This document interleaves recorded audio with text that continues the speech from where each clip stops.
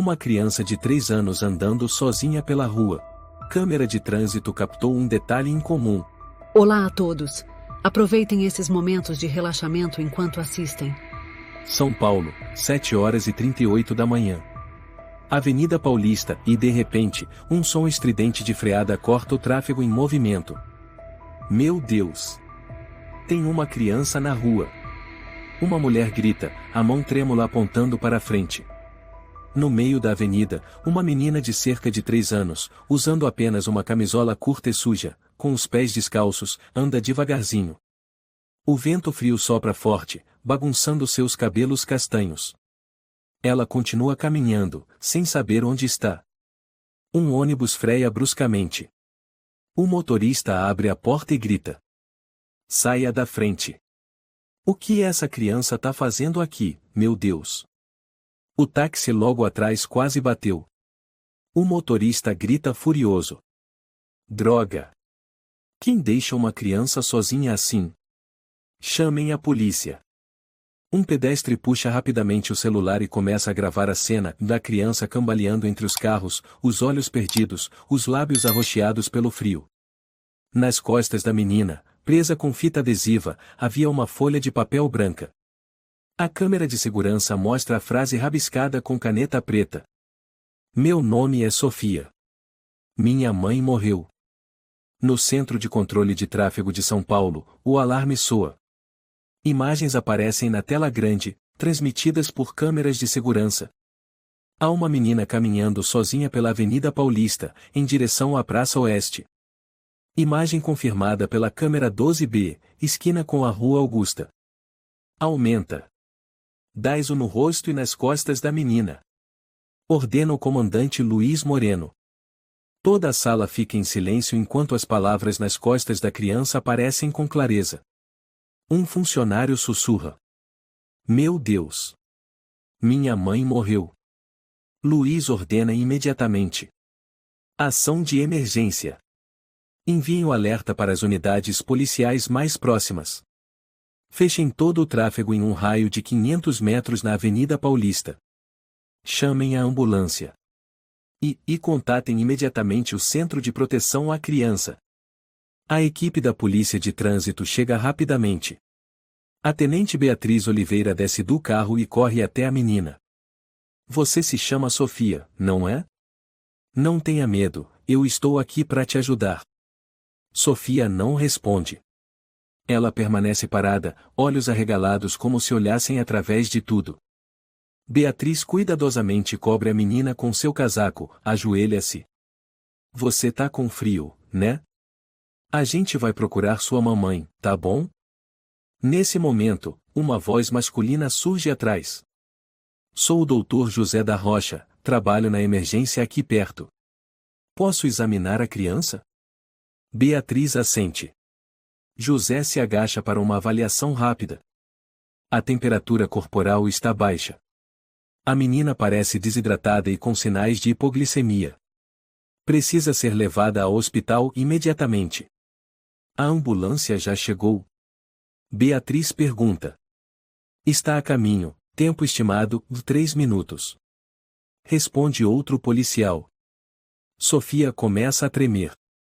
O doutor José aproxima uma garrafinha de água dos lábios da menina. Toma um pouquinho, meu amor. Seu nome é Sofia, não é? A menina continua sem falar, apenas segura com força uma boneca de plástico rasgada nas mãos, olhando o médico com um olhar vazio. A sirene soa. A ambulância chega. Sofia é colocada na maca, coberta com um cobertor e começa a receber soro. Dentro do veículo, Beatriz acompanha a menina, segurando sua mão enquanto fala ao rádio. Fica tranquila.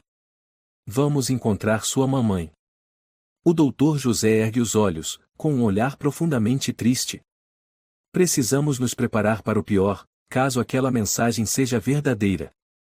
No escritório do tenente-coronel Alexandre Carvalho, chefe da equipe de investigação especial, uma reunião de emergência é convocada em menos de 20 minutos. As câmeras confirmam que a menina se chama Sofia, cerca de 3 anos de idade, vindo da direção da esquina da Rua das Flores.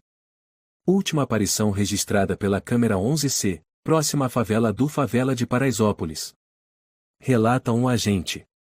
Já enviamos uma equipe de investigação para a área? Pergunta Alexandre. O Grupo Bravo 3 foi ao local. Devem reportar em 30 minutos. Alexandre assente, olhos fixos na imagem impressa da câmera e a menininha, sozinha, em meio ao tráfego intenso. E quem escreveu aquele bilhete?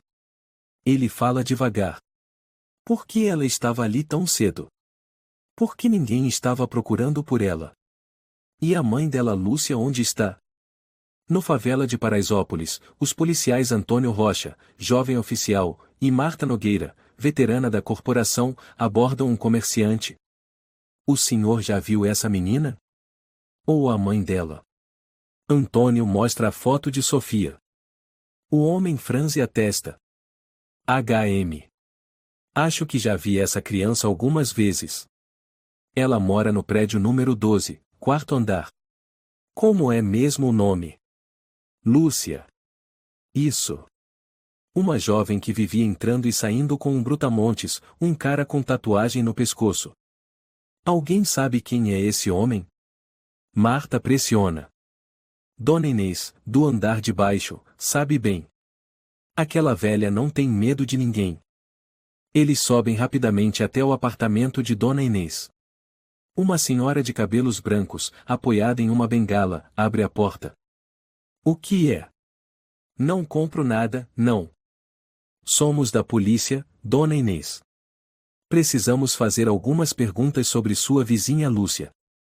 Ao ouvir o nome Lúcia, os olhos da idosa se entristecem. Pobre menina. Eu falei, mas ninguém me escutou. Esse tal de Ricardo, o novo namorado dela, ele é um demônio, juro. Ricardo? Antônio repete, anotando. Isso. Um grandalhão com tatuagem de caveira no pescoço, olhos de louco. Já ouvi a Lúcia chorando à noite, a menininha gritando. Fui bater na porta, ele abriu e me empurrou. Ainda me ameaçou de morte. A senhora denunciou? Claro. Mas sempre dizem que não há provas. As paredes são grossas, ninguém ouve direito. E as crianças daqui e nenhuma tem coragem de falar. Marta olha para Antônio, a voz firme. Não vamos deixar isso impune. Obrigada, Dona Inês.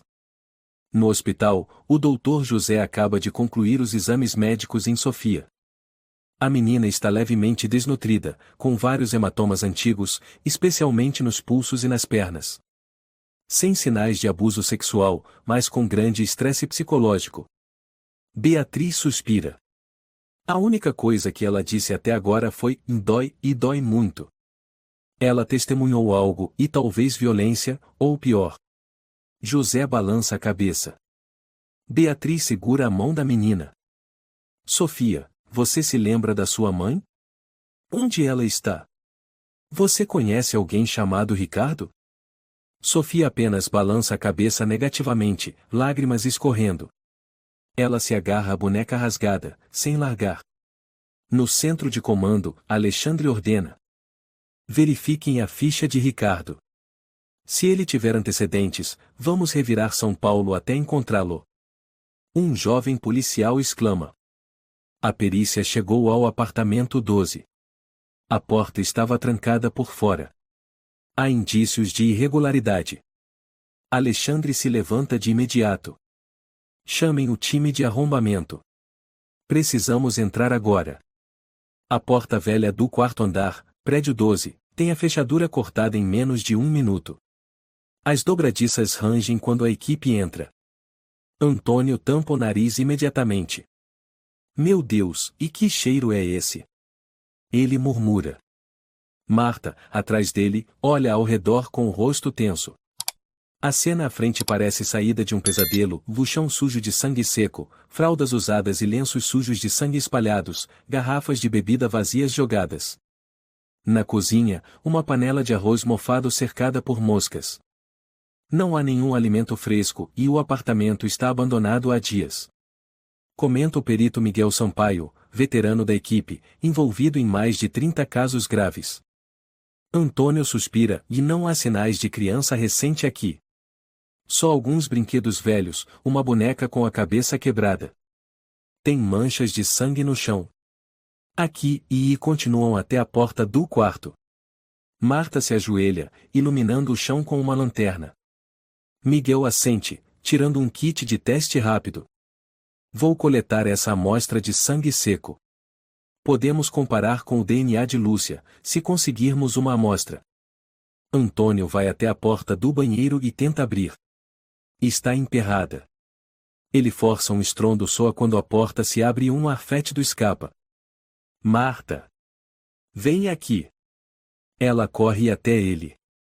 Dentro do banheiro, a pia está cheia de roupas íntimas femininas, muitas manchadas de sangue e mofadas. Uma camisola rasgada está jogada sobre a borda. Miguel entra logo depois e suspira.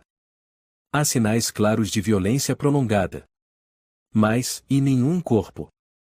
Não há nenhum adulto neste apartamento, e a Sofia estava andando sozinha no frio. Marta fala, a voz trêmula de raiva. Antônio franze a testa. Precisamos vasculhar toda essa área. Perguntar a todos que possam ter visto Ricardo nos últimos 3 dias. Na central da Polícia de São Paulo, o coronel Alexandre revê as filmagens da região do Favela de Paraisópolis. Um vídeo chama sua atenção. Espera. Para no minuto 2 horas 13 minutos e 54 segundos. O vídeo mostra um beco mal iluminado, por volta das 3 horas da manhã. Uma figura grande aparece, carregando algo comprido, enrolado num cobertor escuro. Amplia. O máximo possível. O técnico faz o ajuste rapidamente. A imagem é desfocada, mas é impossível não reconhecer a tatuagem de caveira no pescoço. Ricardo. Alexandre Rosna. O que ele tá carregando? Suspeitamos de um corpo. Pode ser Lúcia. Murmura o técnico.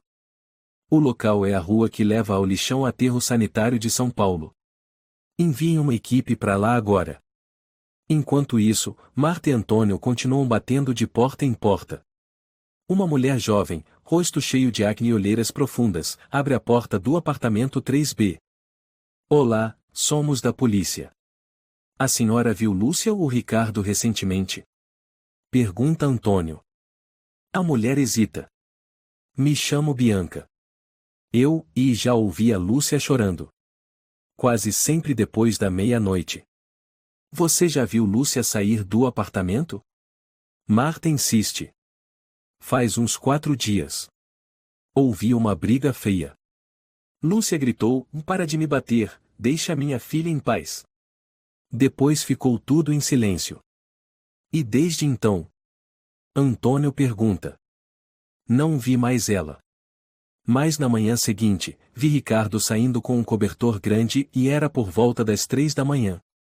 Marta olha para Antônio, os olhos brilhando de suspeita. Ela se vira para Bianca. Você está disposta a testemunhar? Bianca assentiu, tremendo levemente, e tenho medo dele, mas, e se a Lúcia realmente morreu, não posso mais ficar calada. No lixão aterro sanitário de São Paulo, uma equipe forense com 8 membros revirava pilhas de lixo sob luzes halógenas. O local ficava a cerca de 800 metros do ponto onde Ricardo apareceu no vídeo. Miguel foi pessoalmente ao local, liderando as escavações. Precisamos encontrar qualquer objeto que possa ter envolvido um corpo. O cobertor no vídeo era vermelho escuro. Atenção também ao cheiro. Um corpo com 2 dias já começa a se decompor. 3 horas depois, um jovem da equipe gritou. Tem alguma coisa aqui, e é tecido. Camadas de lixo foram removidas. Um cobertor vermelho escuro, manchado de sangue e sujeira, envolvia algo. Miguel respirou fundo e sinalizou, Vabran com cuidado. Não contaminem a cena. O cobertor foi desdobrado lentamente, revelando o corpo de uma jovem mulher, rosto inchado e roxo, marcas de estrangulamento no pescoço. O corpo estava enrijecido, com sinais avançados de morte. Lúcia, e Miguel murmurou. Ele a reconheceu pela foto que o tenente-coronel Alexandre havia enviado anteriormente. No centro de acolhimento infantil, Beatriz entrou na enfermaria onde Sofia estava deitada, ainda abraçada à sua boneca velha. Doutora Beatriz, e disse Laura, uma assistente social. A menina ainda não falou nada. Exceto por uma frase. Mamãe dói, e mamãe tá doendo muito, e não é? Laura assentiu. Mas sabe de uma coisa? Quando perguntei baixinho o nome da mãe dela, ela murmurou, Lúcia. Beatriz sentou-se suavemente na beira da cama, tocando de leve a mão de Sofia. Sofia, e a tia Beatriz está aqui. Eu prometo que vou ficar com você. Mas, e você consegue contar para mim o que aconteceu com a sua mamãe? Sofia apertou a boneca, sem responder. Mas, pela primeira vez, ergueu o rosto e olhou nos olhos de Beatriz. Aquele olhar profundo, sombrio não pertencia a uma criança de 3 anos. Tenho medo do Ricardo. Ricardo bateu na mamãe. Mamãe chorou e mamãe não respirava. Beatriz não conseguiu conter as lágrimas. Voltou-se para Laura e murmurou. Precisamos de apoio psicológico imediatamente. Ela está carregando um pesadelo inteiro dentro da cabeça. De volta à delegacia, Alexandre entrou na sala de reuniões e bateu forte na mesa. Temos confirmação. O corpo encontrado é de Lúcia. Estrangulamento. Ricardo é o principal suspeito, filmado transportando o corpo. Esse cara tem ficha. Violência doméstica, sequestro, coerção. Mas sempre escapava da justiça. Sabe manipular bem as pessoas. Completou Antônio. Já foi emitido mandado de prisão nacional. Disse Marta, colocando um dossiê sobre a mesa. Ricardo tem 2 apartamentos antigos, um em Sorocaba, outro em Uberlândia. Ambos precisam ser investigados. E as fronteiras? Perguntou Alexandre. Já contatamos a polícia do Paraguai. Ele pode estar tentando cruzar a fronteira. E a Sofia? Está no centro de acolhimento. Trauma psicológico severo. Não confie em ninguém além da boneca. Alexandre bateu na mesa novamente. A menina andou sozinha no meio do trânsito, descalça, no inverno. E essa sociedade deixou isso acontecer. Marta cerrou os punhos. Vamos encontrá-lo. Por Lúcia. Por Sofia. Alexandre assentiu, voz firme e baixa. Não podemos falhar. Dona Inês sentou-se no sofá gasto, segurando com força a xícara de chá quente que Marta havia lhe oferecido. Os dedos tremiam pela idade e pelo peso das memórias que Prestes estava a revelar. Dona Inês, precisamos que a senhora conte tudo o que sabe sobre o Ricardo. Antônio abriu seu caderno de anotações, os olhos fixos no rosto da idosa. Aquele homem, e é o próprio demônio. Ela sussurrou, sem piscar. Ele frequentava o apartamento 12 com frequência, certo? Perguntou Marta. Sim. Mas no começo não. Lúcia se mudou para cá com a menininha, Sofia, faz mais ou menos 1 ano. Jovem, devia ter menos de 25. Olhar triste, sempre evitava contato visual. A senhora sabe onde Lúcia trabalhava? Ela trabalhava num bar chamado Bar do Lobo Azul, 3 quadras daqui. Foi lá que conheceu o Ricardo. Tem certeza? Mais certeza que o sol vai nascer amanhã. Um dia vi ela voltar com um olho roxo. Perguntei, ela disse que foi um tropeço. Dias depois, Ricardo apareceu. Alto, tatuado, olhar de bicho. Alguém já viu ele agredir a Lúcia? Continuou Antônio. As crianças do andar de baixo ouviam gritos quase toda noite. Às vezes era a Lúcia gritando, às vezes a Sofia chorando. Mas as paredes aqui são grossas. Ninguém tem coragem de contar. A senhora já viu, com seus próprios olhos, ele bater nela? Dona Inês ficou em silêncio por um momento. Depois, levantou lentamente a manga da blusa, revelando uma cicatriz esbranquiçada no braço. Tentei intervir. Uma noite, por volta das 2 da manhã, ouvi barulho de coisas quebrando. Bati na porta dela. Ricardo atendeu. O olhar dele, e como se quisesse me matar. Perguntei, aconteceu algo? A Lúcia tá bem? E depois? Marta prendeu a respiração. Ele agarrou meu braço, apertou até ficar roxo. Disse assim, velha fedida, isso não é da sua conta. Some daqui antes que eu jogue seu corpo escada abaixo. Antônio apertou a caneta, ele já ameaçou matar alguém? Com a calma mais assustadora que já vi. Eu chamei a polícia. Mas quando chegaram, ele disse que era só briga de vizinho. A Lúcia ficou atrás dele, calada, olhos marejados. Parecia hipnotizada. Marta franziu a testa, estamos construindo o histórico de violência de Ricardo. A senhora pode testemunhar? Com tudo o que tenho. Respondeu Dona Inês, os olhos brilhando de fúria. No bar do Lobo Azul, uma mulher de meia idade com cabelos ruivos cacheados limpava o balcão. Usava um crachá com o nome, Rosana. Polícia? Ela arqueou a sobrancelha. Conheço a Lúcia. Trabalhou aqui por 6 meses. Era querida pelos clientes, educada, respeitosa. Antônio mostrou a foto de Ricardo, reconhece esse homem? Rosana olhou a foto e fez uma careta, desse desgraçado. Seduziu a Lúcia, deu celular novo, comprou boneca para a filha. No começo, parecia um bom homem. E depois? Perguntou Marta. Depois de algumas semanas, Lúcia começou a chegar atrasada, com olheiras, lábios rachados. Perguntei, ela dizia tô bem. Mas eu sabia. Já vi tipos como o Ricardo. Ele vinha aqui às vezes, pedia bebida, agia como dono dela. Alguém já ouviu ele ameaçar Lúcia no bar? Perguntou Antônio. Rosana assentiu, uma vez ela estava conversando com um cliente só perguntando o pedido. Ricardo surtou, quebrou um copo, puxou ela para fora. Nunca mais voltou. Disse para mim, ela pediu demissão. Vai cuidar da filha em casa agora. Você pode nos dizer o dia exato que ela parou de trabalhar? Perguntou Marta. Rosana pegou o caderno de vendas, folheou algumas páginas, o último dia de trabalho da Lúcia foi há 3 semanas. Ela saiu mais cedo naquele dia. Antônio anotou, Lúcia abandonou o emprego sem justificativa, há 3 semanas. Rosana, ela já demonstrou sinais de pedir ajuda? Ou falou algo sobre o controle de Ricardo?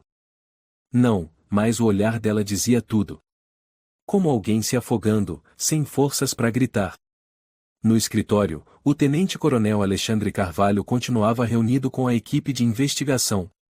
Cada detalhe era conectado cuidadosamente no grande quadro com fotos e linhas do tempo. Ricardo se aproximou de Lúcia no bar. Usou presentes e um disfarce de carinho para manipulá-la. Disse Antônio, apontando o diagrama. Aos poucos, isolou ela do mundo. A violência foi escalando. Completou Marta. Lúcia deixou o emprego. Ninguém mais a viu. Ricardo disse aos vizinhos que ela fugiu com outro homem. Alexandre deu um leve soco na mesa, um plano perfeito, e se não fosse pelo corpo e pelo vídeo. Esse homem tem padrão. Ele caça mulheres jovens, sozinhas, sem família por perto. Marta abriu mais um dossiê. Alexandre olhou a foto de Ricardo, sua voz baixa e firme, desse sujeito, e não é só um assassino. É um predador. No centro de acolhimento, Sofia foi levada à sala de terapia. A doutora Natália, especialista em traumas infantis, sentou-se diante dela, com um livro de histórias em quadrinhos na mão. Sofia, você gosta de desenhar? Natália perguntou com doçura. Sofia não respondeu. Apenas abraçou a boneca, encolhida no canto da poltrona. Natália abriu o caderno de desenho, oferecendo lápis de cor. Você pode desenhar o que quiser, meu amor. Sua casa, sua mamãe, um gatinho ou até o Ricardo. Ao ouvir o último nome, Sofia se encolheu visivelmente. O lápis caiu no chão. Ela começou a tremer. Natália não disse nada. Apenas se abaixou com calma, pegou o lápis e colocou de volta sobre a mesa. Sofia, com mãos trêmulas, começou a rabiscar. Desenhou uma mulher de cabelos longos, ao lado de uma criança pequena, as duas se abraçando. Atrás delas, uma figura preta com olhos vermelhos e uma boca enorme. Na mão, um chicote. Natália falou suavemente. Obrigada, Sofia. Eu entendi. Naquela noite, um homem chamado Elias Souza, segurança de um pequeno supermercado em Uberlândia, ligou para a linha direta da polícia. Alô, não tenho certeza se isso é importante, mas acho que acabei de ver o Ricardo. O senhor tem certeza? Perguntou o atendente da central.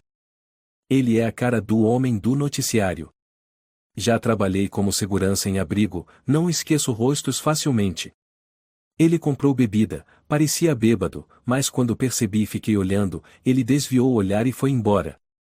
Local: Supermercado La Estrela, na rua Tocantins. Tenho a gravação da câmera de segurança. A informação foi imediatamente enviada ao centro de comando. Alexandre ordenou: enviem uma equipe para Uberlândia.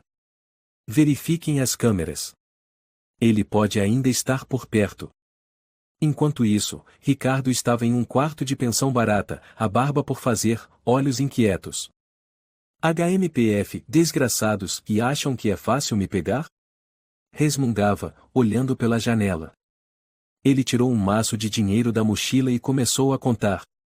O som de sirenes na rua o fez estremecer, suas mãos tremiam. Ele pegou o celular, digitou um número, mas apagou logo em seguida. Tenho que sair daqui. Ainda esta noite.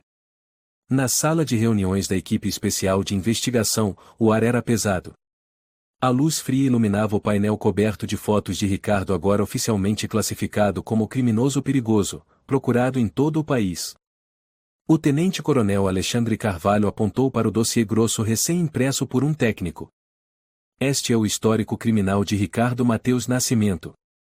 Nascido em 1984, morou no Capão Redondo, em São Paulo. 2 condenações confirmadas. Detalhes? Perguntou Marta.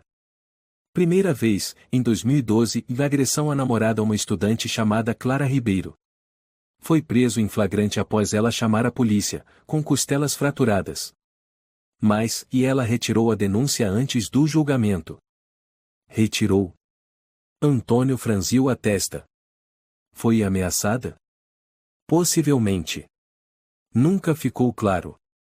Ela desapareceu de São Paulo um mês depois. Alexandre virou mais páginas.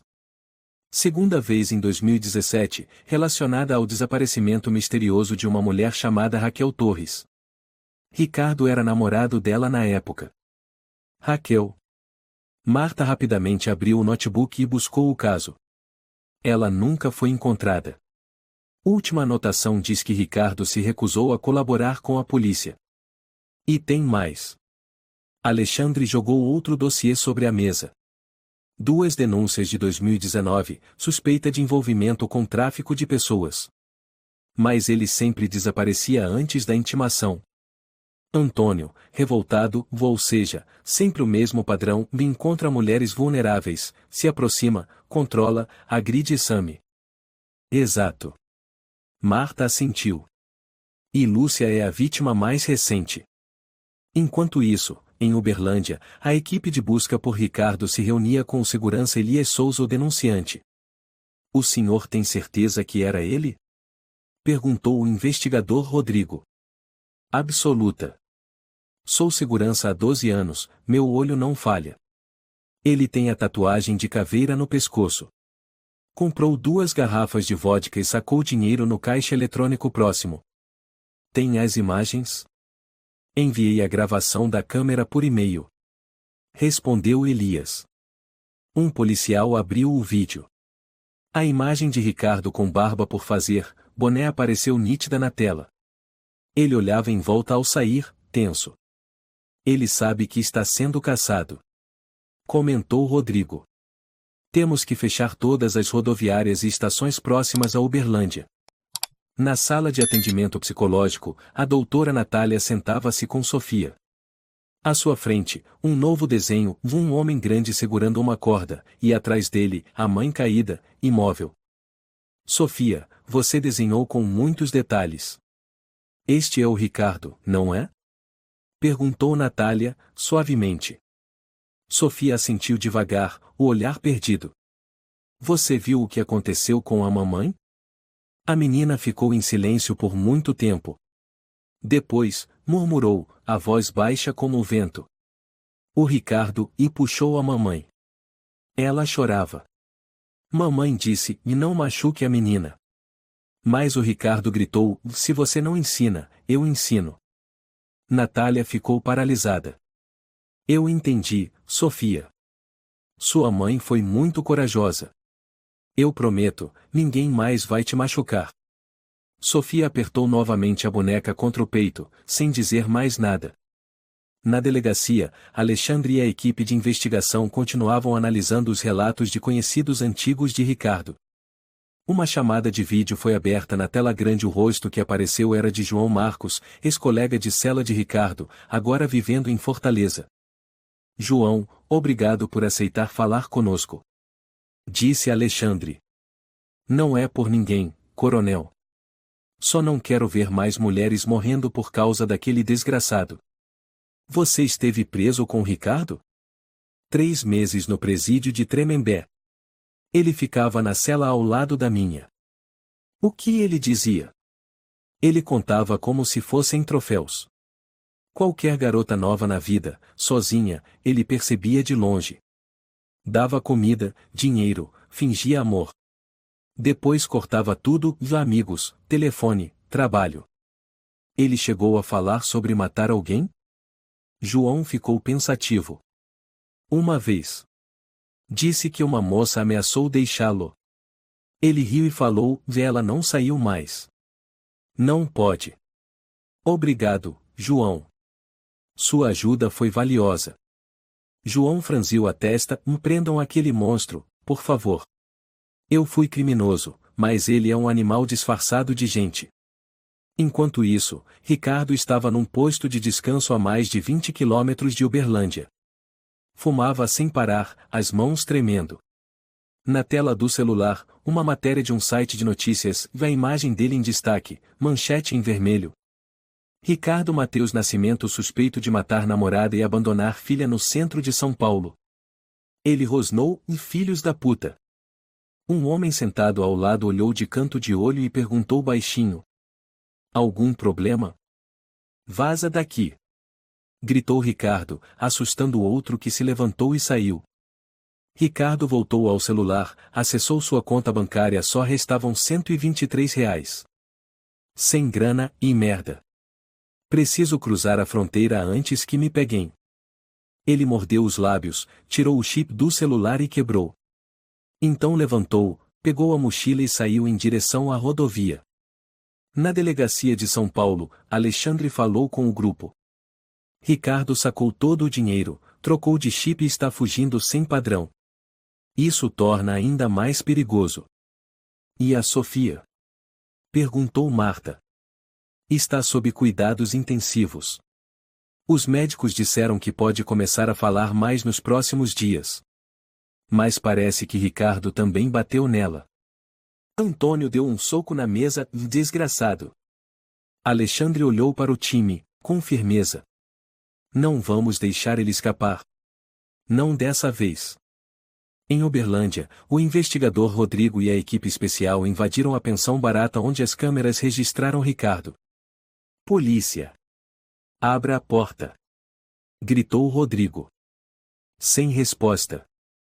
Um estrondo ecoou quando a porta foi arrombada. Dentro, o quarto estava vazio, garrafas espalhadas, a cama desfeita. Ele saiu há pouco.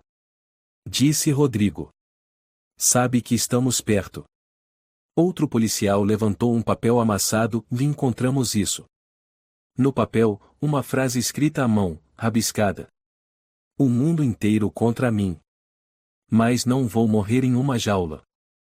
De volta a São Paulo, a doutora Natália informou Beatriz. Sofia está começando a lembrar de tudo. Já não treme ao ouvir o nome Ricardo, mas reage fortemente a sons altos. Ela poderá testemunhar? Perguntou Beatriz. Não devemos pressionar. Mas acredito que, em um dia, essa menina será a voz de todas as crianças vítimas de violência. Beatriz sorriu com tristeza e não vamos deixar que Lúcia tenha morrido em vão. Na sala de controle central em São Paulo, a técnica Estela Barbosa ajustava quadro a quadro as imagens das câmeras próximas ao lixão da Zona Sul. Os olhos atentos à tela quando Alexandre e Marta entraram. Estela, você disse que encontrou um vídeo suspeito de Ricardo na madrugada retrasada? Perguntou Alexandre. Sim, coronel. Esta é a imagem da câmera C17, esquina da rua Teodoro Sampaio. Gravação das 3h04.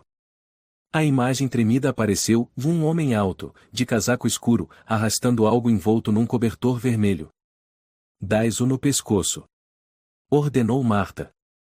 Estela digitou rapidamente, a imagem ampliada revelou a tatuagem de caveira no lado esquerdo do pescoço. É ele. Disse Alexandre, com raiva contida. A sala ficou em silêncio enquanto Estela avançava o vídeo. Ricardo abriu a tampa de um container industrial e jogou o embrulho como se fosse lixo comum. A câmera captou alguma placa ou veículo por perto? Perguntou Marta. Nada. Ele estava a pé. Mas já identifiquei as câmeras da rota que leva até o terminal rodoviário sul. Estou extraindo as imagens. Alexandre se virou para Marta e chame a perícia. Vamos para o lixão agora. Aterro Sanitário de São Paulo, 16 horas. O ar impregnado de lixo e produtos químicos. 4 viaturas alinhadas. Miguel Sampaio, perito criminal, e sua equipe em trajes de proteção, armados com pás, ganchos e sensores de decomposição. Vocês têm certeza que foi o container da área C5? Miguel confirmou. Alexandre assentiu, e a imagem da câmera é clara. Por volta das 3 horas da madrugada retrasada. Ele jogou algo grande, enrolado num cobertor vermelho, direto no C5. Então começamos a escavar. Disse Miguel com firmeza. Marta suspirou, olhando a imensidão do lixo. Vai levar horas. Antônio perguntou, qual a chance de ser a Lúcia? Alexandre respondeu, a voz carregada, espero que não. Mas meu coração diz que chegamos tarde demais. 3 horas depois. Um jovem perito chamado Manuel gritou, aqui. Eu vejo algo vermelho. Miguel correu até lá. Agachou-se e começou a remover cuidadosamente as camadas de lixo. O fedor era intenso.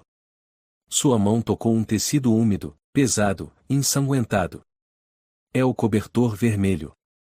Parem a escavação. Precisamos confirmar o conteúdo. 2 agentes criminais filmavam com câmeras portáteis. Miguel colocou mais um par de luvas e começou a abrir as camadas de tecido. Um tufo de cabelo castanho escuro apareceu. Marta engasgou, Lúcia. Um braço pálido caiu para fora do cobertor, revelando marcas roxas e profundas ao redor do pescoço. Alexandre virou o rosto, maxilar travado, e aquele desgraçado jogou ela fora como lixo. Miguel cobriu o corpo com cuidado, ela morreu há menos de 3 dias. Sinais claros de estrangulamento com as mãos. Sem cortes, sem armas. O assassino usou força bruta. Ricardo. Rosnou Antônio. Alexandre falou com firmeza, fotografem a cena. Levem o corpo para o Instituto Médico Legal. Quero amostras de cabelo e pele para comparação de DNA. Preciso do relatório ainda hoje à noite. A notícia se espalhou como fogo. As redes sociais explodiram com a hashtag Justiça por Lúcia. Um trecho do vídeo da câmera de segurança foi exibido na televisão, mostrando Ricardo carregando o cobertor pesado e o jogando dentro do container, com um rosto frio, sem emoção. O apresentador do telejornal falou em tom grave. O homem neste vídeo é Ricardo Mateus Nascimento, principal suspeito do assassinato de Lúcia Martins e por abandonar a filha de 3 anos no coração da capital.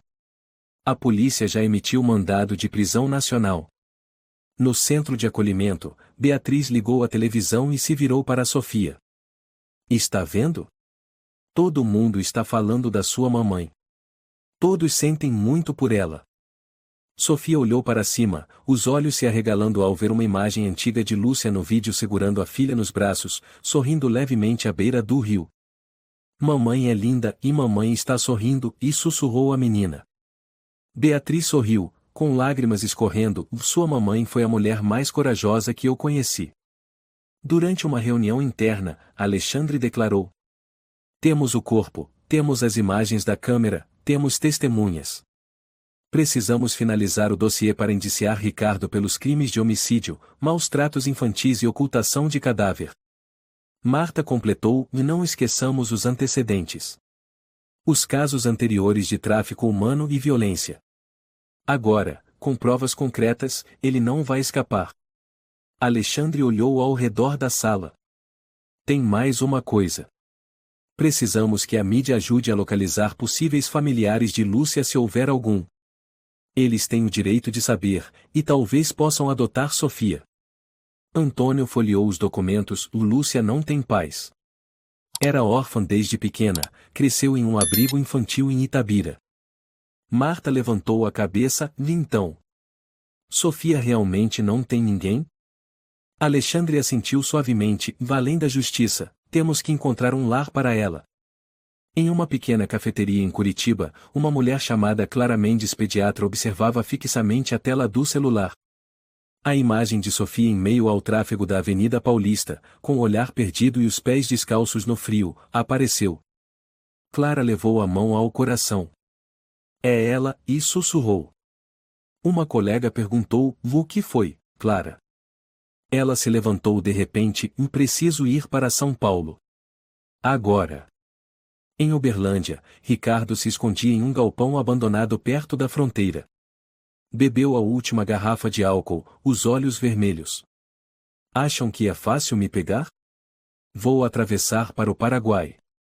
Vou renascer. O celular vibrou. Uma mensagem de número desconhecido. Ricardo, o país inteiro está atrás de você. Sua mãe deve estar com vergonha até no túmulo. Ricardo arremessou o telefone com força no chão. Querem guerra? Então vamos até o fim. Abriu a mochila, contou o dinheiro restante. Por um momento, a expressão de desespero tomou conta de seu rosto, mas logo foi substituída pela velha fúria. No centro de acolhimento, Sofia abraçou Beatriz com força, os olhos arregalados.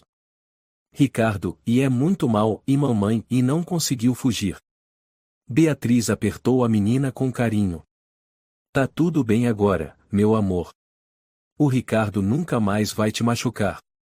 Não vamos deixar ele ferir mais ninguém. A luz suave do fim de tarde entrava pela janela do Centro de Acolhimento Infantil Santa Maria. No quarto decorado com adesivos de animais e estrelas no teto, Sofia permanecia encolhida no canto da cama, abraçando a velha boneca de pano. A psicóloga Natália Ribeiro entrou, bateu levemente na porta e sorriu com delicadeza. Sofia. Que tal fazermos um desenho novo hoje? Sofia não respondeu. Apenas balançou a cabeça, fixando o olhar na cortina que tremulava. Você pode só ficar sentada e se quiser, podemos brincar do jogo do silêncio. Quem falar primeiro, perde. Disse Natália, com um tom brincalhão. Depois de alguns segundos, Sofia virou a cabeça lentamente para ela, os olhos marejados. E não posso perder de novo. O coração de Natália apertou. Ela se aproximou e sentou-se na beira da cama. Meu amor, e quem fez você carregar tudo isso sozinha? Sofia apertou a boneca com força. Suas mãos pequenas tremiam. O Ricardo sempre dizia que a mamãe era fraca. Ela chorava e mais ninguém escutava. Natália permaneceu em silêncio. Ela sabia que este era um momento crucial. Mamãe dizia que eu tinha que me comportar. Senão, o Ricardo ficava bravo. Toda vez que eu gritava, mamãe apanhava. A voz de Sofia era como uma brisa cortante e sutil, mas dolorosa. Mamãe dizia: Sofia é meu anjinho. Mas o Ricardo odiava anjos. Natália tocou suavemente o ombro da menina, sem apertar. Sua mamãe foi uma mãe maravilhosa. Sofia assentiu, murmurando: Mamãe doía, e doía muito. Do lado de fora da sala, Beatriz estava ao lado de Laura, assistente social, com as mãos entrelaçadas. A doutora Natália disse que ela começou a falar. Mas só em fragmentos. Disse Laura em voz baixa. Beatriz suspirou. Ela tem 3 anos e já entende que precisa ficar em silêncio para a mãe não apanhar. Nenhuma criança deveria saber disso. Vai levar meses até ela se recuperar. Respondeu Laura. Alguma notícia sobre o Ricardo? Beatriz assentiu, os dentes cerrados, e ele está escondido perto da fronteira. Encontraram pegadas perto do rio Águeda. Com certeza, está tentando cruzar para o Paraguai. Ele não pode escapar. Não vai. Disse Beatriz, como uma promessa. Na sede da polícia de São Paulo, Alexandre bateu com força na mesa ao desligar o telefone. Ele foi visto em Foz do Iguaçu. Um morador informou que um homem parecido com Ricardo estava tentando carona.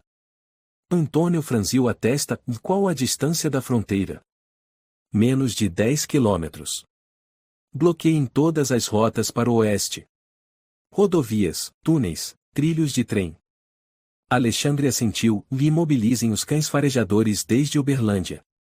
Quero ele vivo. Marta interrompeu. E se ele reagir? Alexandre não hesitou. Atirem, se necessário. Mas, e quero que ele enfrente o tribunal. Quero que veja os olhos de Sofia quando a sentença for lida. Naquela noite, Sofia foi levada à sala de convivência. Um grupo de voluntários organizava uma contação de histórias. O cômodo estava colorido, cheio de balões e livros infantis dispostos sobre a mesa. Olá, Chiquitina. Uma jovem voluntária chamada Teresa sentou-se ao lado de Sofia. Quer ouvir a história de um ursinho corajoso? Sofia encarou por um momento e balançou a cabeça. Então, e você gosta de gatos? Sofia assentiu timidamente. Eu tenho um livrinho chamado O Gatito Valiente, O Gatinho Valente. Ele é pequeno como você, mas não tem medo do escuro. Quer que eu conte? Pela primeira vez em dias, Sofia esboçou um pequeno sorriso. E gato não tem medo do Ricardo. Teresa parou por um segundo, o coração apertado. Mas ela assentiu. É verdade. E o gatinho protegeu quem ele mais amava do lobo mau. Sofia encostou a cabeça no ombro de Teresa e sussurrou. Queria que o gato tivesse protegido a mamãe.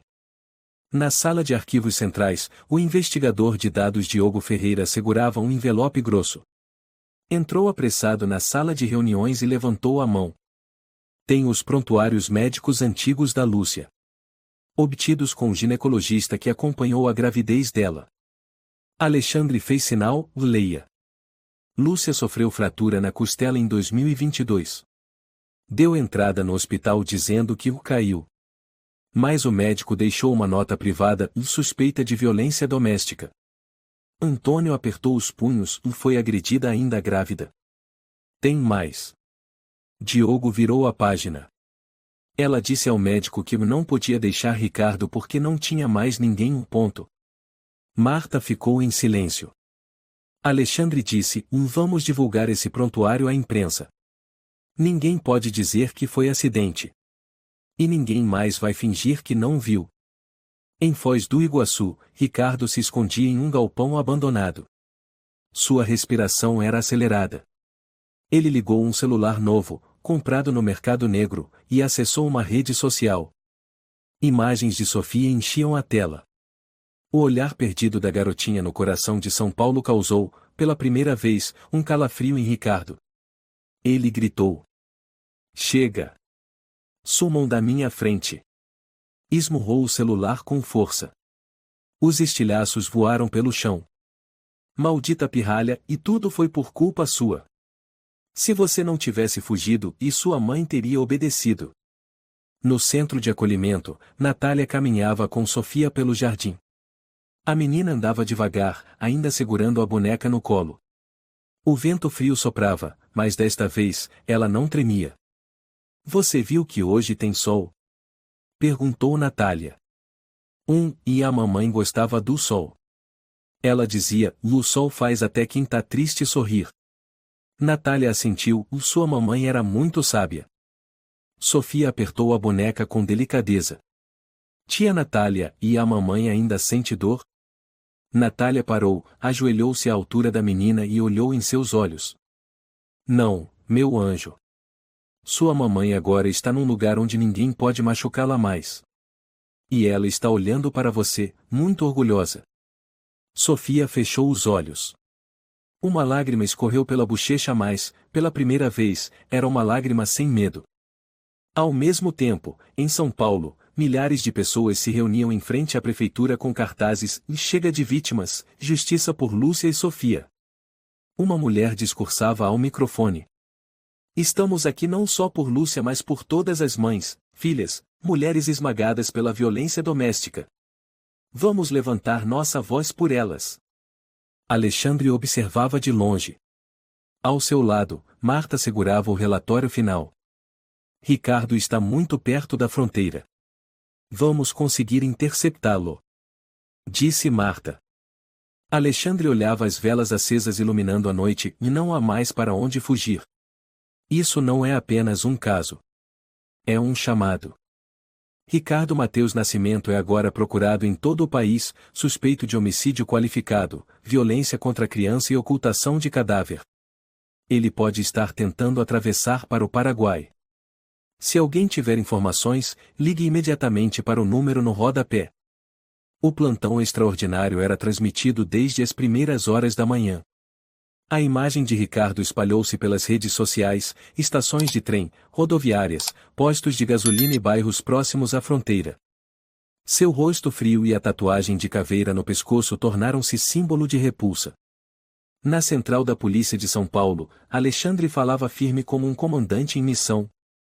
Temos 3 zonas de bloqueio, Foz do Iguaçu, Santana do Livramento e Aceguá. Todas próximas à fronteira. Ele pode tentar atravessar escondido em caminhões ou ônibus. Estamos posicionados nos pontos de controle. Relatou Rodrigo por rádio, direto de Uberlândia. Um homem acabou de sair de um posto em Posto Santa Cruz. A descrição bate com Ricardo. Alexandre respondeu de pronto, e não haja sozinho. Ele pode estar armado. Utilize os cães farejadores. Se necessário, disparo de advertência. Entendido, senhor. Numa estrada deserta, Ricardo caminhava rente às árvores, capuz baixo e cabeça baixa. O céu estava carregado de nuvens. Cada passo parecia esmagar a raiva fervente que o perseguia. É só chegar à rodoviária, pegar o ônibus e cruzar a fronteira e sumir para sempre. Murmurava. A mão agarrava com força uma sacola velha contendo o dinheiro sujo de manipulação, engano e morte. Ao ouvir o som distante de uma ambulância, ele se escondeu atrás de uma árvore, o coração batendo forte. Não, e não posso ser preso. Eu não vou apodrecer na cadeia. Rosnou. Na sede da polícia, Marta entrou apressada no escritório de Alexandre com um fax na mão. Informação do Paraguai. Eles estão prontos para cooperar. Mesmo se ele cruzar, ainda pode ser preso via tratado de extradição. Alexandre balançou a cabeça, e não. Ele não vai cruzar. Quero ver ele algemado no mesmo lugar onde abandonou o corpo da Lúcia. Antônio entrou, rosto impassível, a vigilância identificou pegadas tamanho 44 na lama perto da rodoviária oeste de Foz do Iguaçu. Coincidem com as de Uberlândia. Preparem a equipe. Alexandre assentiu. Isso termina esta noite. No centro de acolhimento Santa Maria, Sofia estava sentada no chão, colocando a boneca entre 2 cadeirinhas, sussurrando para ela. Tia Natália disse, e que o Ricardo não vai machucar mais ninguém. Laura sorriu de longe, sem interromper aquele raro momento de paz. Sofia olhou para cima e perguntou suavemente, e tia Laura, e a mamãe sabe? Sabe o que, meu amor? Sabe, e que o Ricardo vai ser preso. Laura sentou-se ao lado e segurou a mão da menina, e sua mamãe sempre acreditou que a justiça viria. E agora, todas as pessoas lá fora e estão fazendo isso por você e por ela. Sofia sorriu levemente, como se, pela primeira vez, pudesse respirar após um longo pesadelo. No interior de um carro blindado a caminho de Foz do Iguaçu, Marta usava fones de ouvido, acompanhando os rádios dos pontos de bloqueio. Ponto 1 Nada visualizado. Ponto 2 3 caminhões verificados, nenhum suspeito. Ponto 3 E um homem com características compatíveis entrou na rodoviária. Equipe se aproximando. Alexandre pegou os fones e não hajam sem confirmação visual. Repito, confirmação direta antes de agir. Entendido. Respondeu o rádio. Na pequena rodoviária próxima à fronteira, a luz amarela iluminava o chão gasto. Ricardo estava sentado no último banco, cabeça baixa, ao lado de uma bolsa esportiva rasgada. Ao lado dele, um homem de meia idade perguntou: "Vai para onde, amigo?"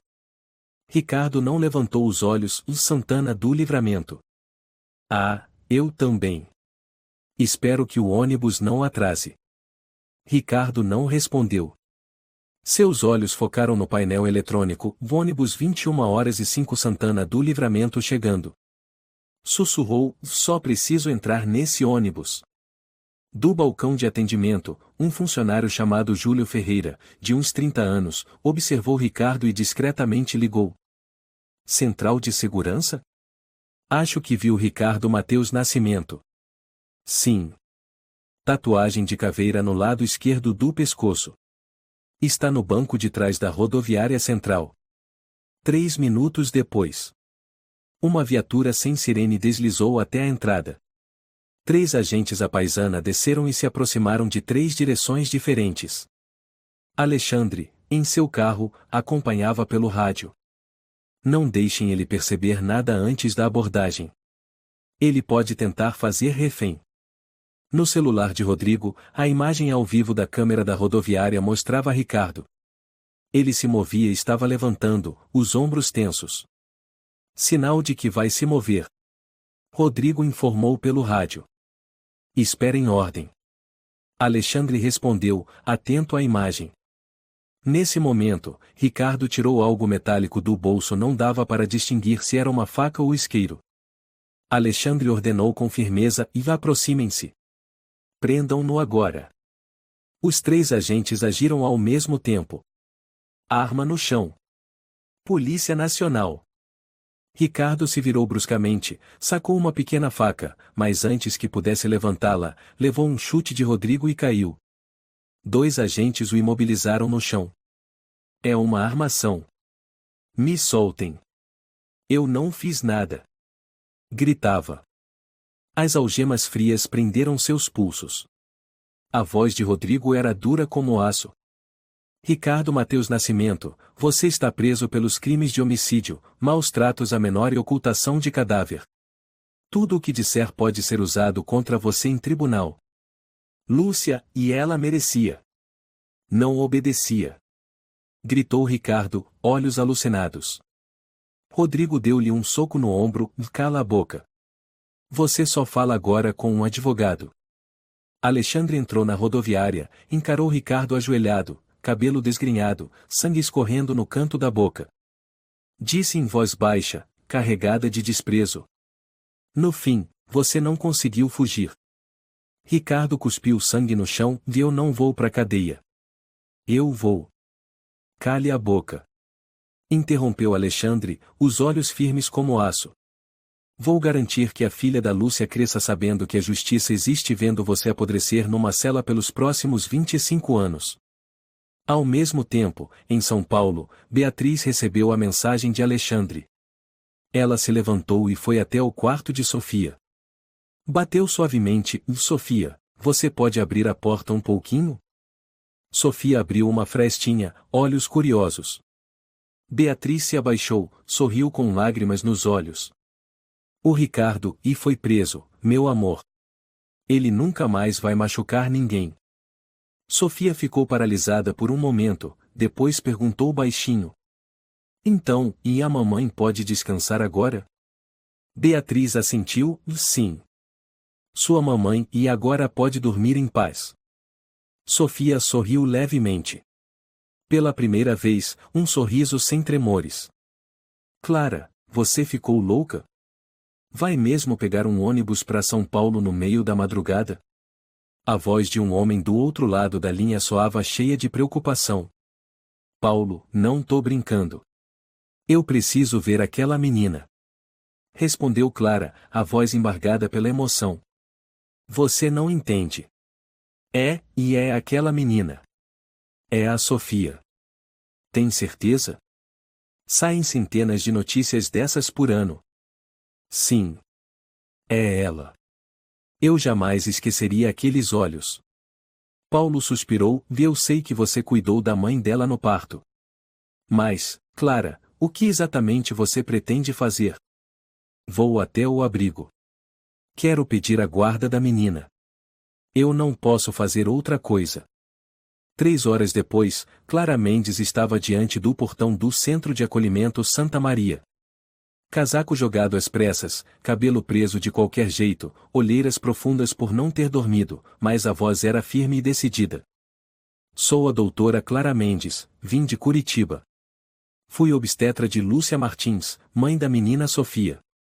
Solicito autorização para falar com a responsável. Laura, coordenadora do abrigo, abriu a porta. Boa noite.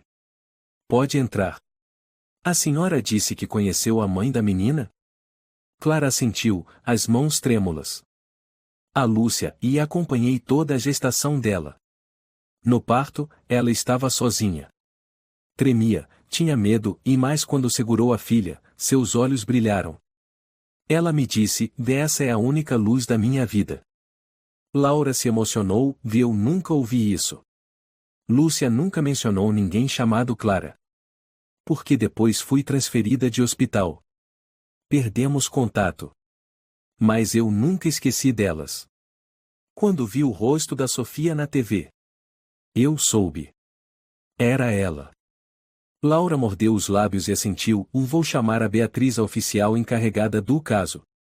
Ela tem muito vínculo com Sofia. Você pode explicar melhor para ela. Na sala de estar do abrigo, Clara sentou-se em frente a Beatriz. Sua voz era baixa, as mãos ainda apertando um lenço. Não sei nem por onde começar. Achei que esqueceria os olhos da Lúcia, mas não consegui. No dia do parto, ela ainda tinha marcas no pulso. Eu perguntei, e ela só disse, e não tem problema. Eu vou proteger minha filha. Beatriz a observou com atenção e disse em tom calmo. Clara, eu acredito em você. Mas tem certeza de que está preparada para criar uma criança que passou por traumas tão profundos? Sou pediatra. Já trabalhei com centenas de crianças vítimas de abuso. Mas nenhuma me quebrou por dentro como a Sofia. Eu não vim aqui para salvá-la. Vim porque, e eu devo isso a Lúcia. Preciso proteger o raio de sol dela. Beatriz permaneceu em silêncio por alguns segundos e então sorriu suavemente. Vou organizar para você vê-la. Mas antes, precisamos iniciar o processo de avaliação e verificação. Obrigada. De verdade, obrigada. O quarto de Sofia ficava no fim do corredor do 2º andar.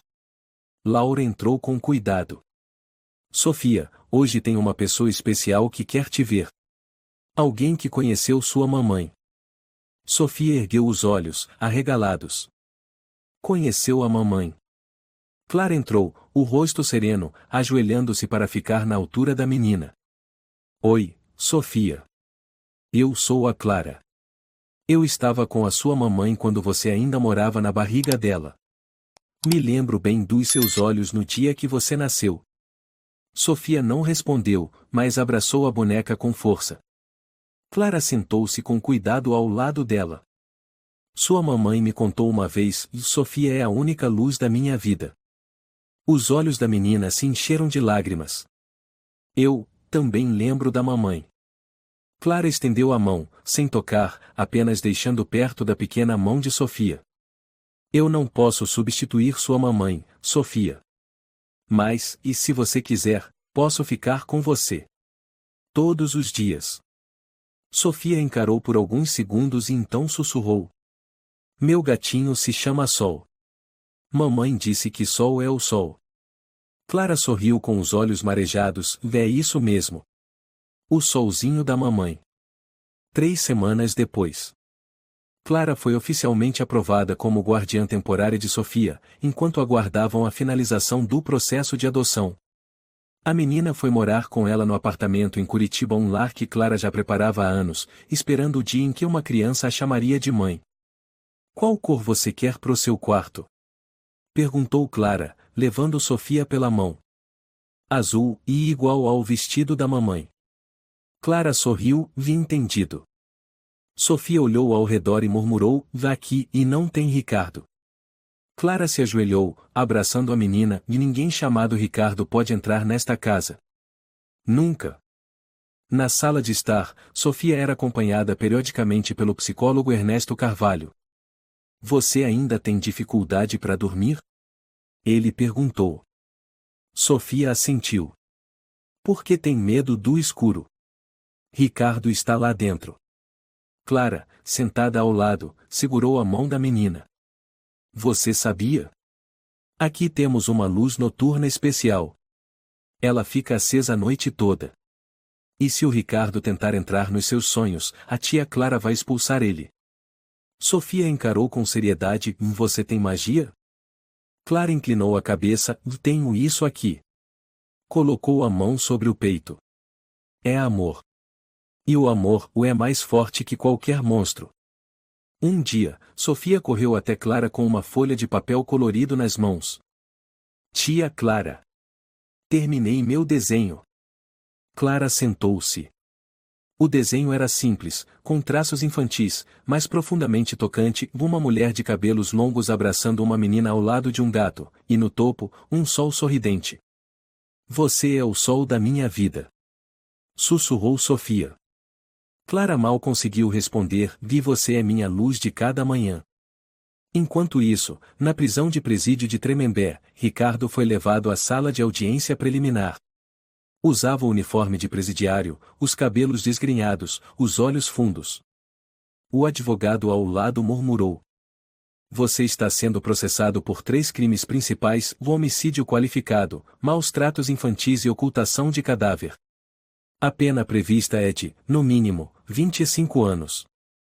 Ricardo riu com desdém. Vou recorrer. Ela era fraca. Foi um acidente.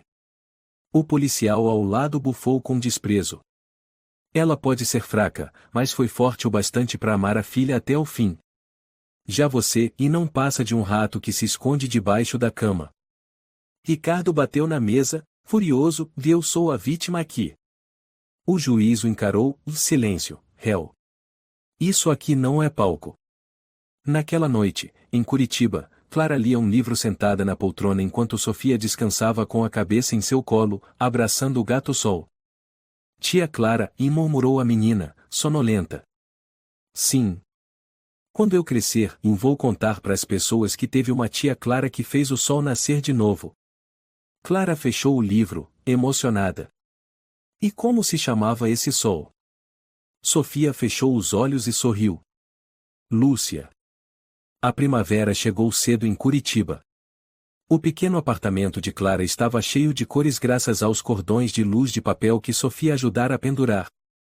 Nas paredes, desenhos infantis coloridos, flores, sol, o gato Sol, e sempre, uma figura familiar, uma mulher de cabelos longos abraçando uma menina. Tia Clara, hoje posso usar meu vestido rosa? Perguntou Sofia, correndo do quarto com o vestido nas mãos. Clara sorriu. Claro que pode. Vestido de princesa, lembra? Você é a princesa do sol. Sofia bateu palmas. Mas também sou super-heroína. Super Sofia. Clara abraçou e beijou sua testa. Isso mesmo. A Super Sofia mais forte do mundo.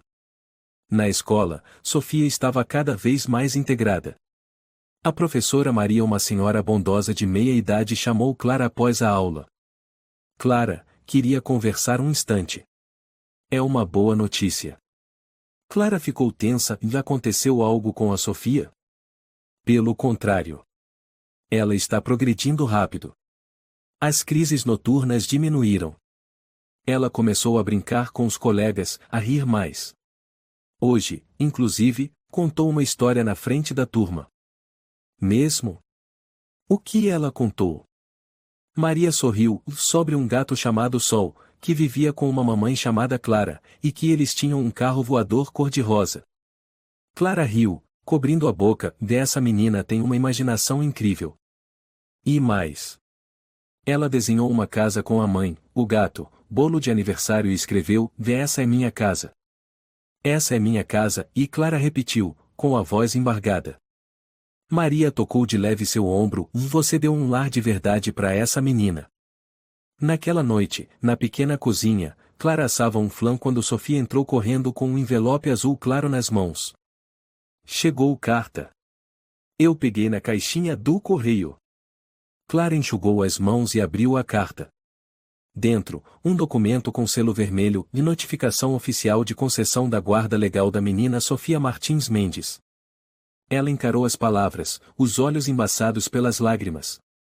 Sofia levantou os olhos. Tia Clara. O que é isso? Clara se ajoelhou e abraçou a menina com força. A partir de agora, eu sou oficialmente sua mãe. Sua mãe de verdade. Sofia piscou algumas vezes e sussurrou. Mamãe e mamãe Clara. Clara começou a chorar, mas desta vez, eram lágrimas de felicidade. Na televisão, o noticiário noturno transmitia o julgamento de Ricardo Mateus Nascimento. A imagem mostrava o tribunal em São Paulo, lotado de pessoas. Muitas vestiam camisetas com os dizeres Justiça por Lúcia e Sofia. O réu foi condenado à prisão perpétua pelos crimes de homicídio, violência infantil e ocultação de cadáver, disse o apresentador com firmeza.